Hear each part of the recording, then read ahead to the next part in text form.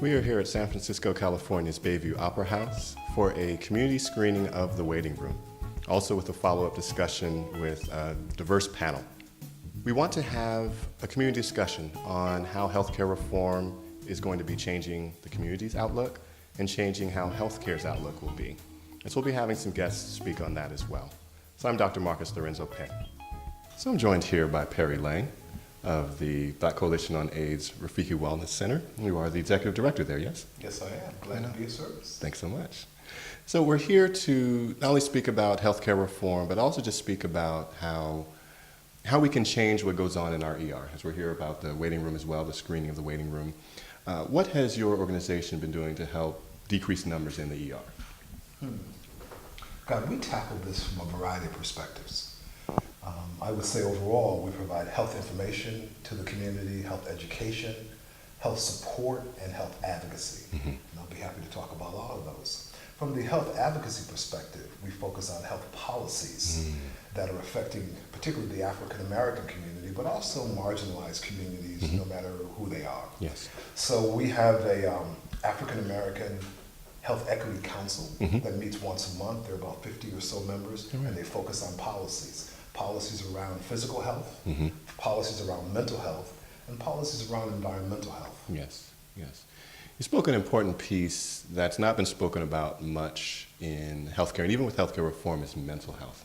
We know that a lot of the ER visits, even if there's alcohol intoxication and other events, that a lot of them are mental health based. How has your organization been addressing a lot of the mental health issues? Well, sure. Through the Mental Health Committee of the Council, we're proposing a variety of policies. Two that are coming up that come to mind. One focuses on a mental health campaign to get at issues of stigma. You know, people with mental health issues should not be stigmatized, and they should not be afraid to go to a mental health facility because they have an illness. I think the other thing that we're looking at is making sure that we have culturally competent practitioners. I think that really is important, to make sure people understand the culture out of which any of the members of the community that are seeking help come from, and in the African American community in particular, to make sure that when African Americans come in, that we're addressing issues of post-traumatic slave syndrome or post-traumatic stress syndrome, depending on how you want to frame it. That's so true. Now, I did say that you are executive director of a wellness center, so that encompasses the entire person. What are some of the wellness programs that have been most attended in your organization? Sure. Again, we do information and education. I think the thing I want to focus on for this body is our wellness program, Rafiki Wellness Services. Yes. We have one particular period called the Wellness Passport Program, where over a 90-day period, we bring people into our center and help them understand the right foods to eat based on their health conditions.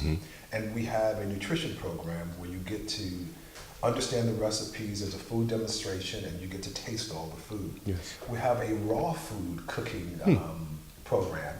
I should say raw food cooking because it's not cooked, but it's a raw food demonstration where the brother that comes and works with us, he was a former diabetic. Raw food helped him heal that process, so he's no longer taking medications. And we have at least 30 folks coming out once a month just to hear his take and see his demonstrations on raw food. We have wellness activities.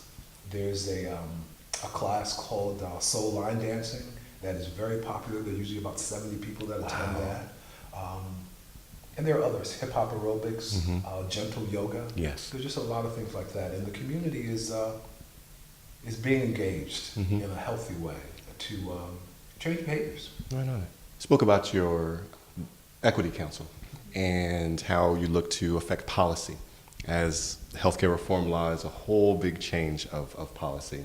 How have you been able to either advocate the components of the healthcare reform law or even look to make sure folks understand it as much as they can? We offer health education sessions where we bring folks that are coming to, say, our nutrition event or one of our exercise classes. And maybe a half hour before, we'll talk about the Healthcare Reform Act and how it's affecting them. making sure people are signed up for insurance, Yes. et cetera. Yes. On the policy front, however, it's important, say for example, the Physical Health Committee is looking at health literacy levels. And that is less to do with whether people have finished high school or grade school.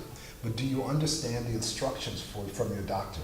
Are you taking the medication in the right way? Yes. So we're looking at making sure we promote those policies, so we may even adjust the Healthcare Reform Act. And there are other issues like that that we're looking at. Okay.